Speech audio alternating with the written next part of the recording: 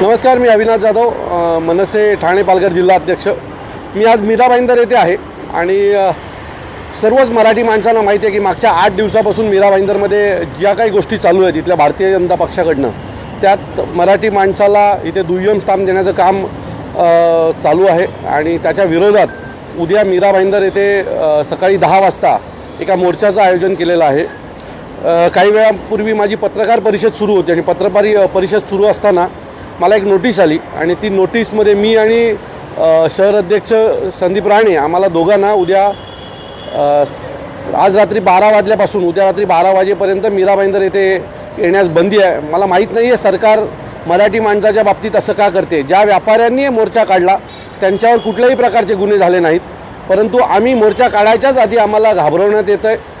मीरा भाईंदरमधल्या प्रत्येक मराठी माणसाला माझी विनंती आहे की मीरा भाईंदरमधला म हा मराठीचा आहे हे दाखवण्याची वेळ आता आलेली आहे।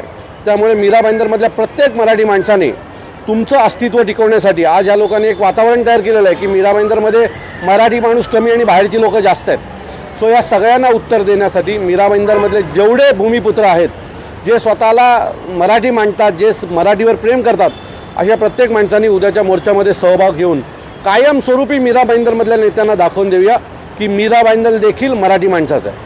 तुर्तास थांबतो। जय हिंद, जय महाराष्ट्र।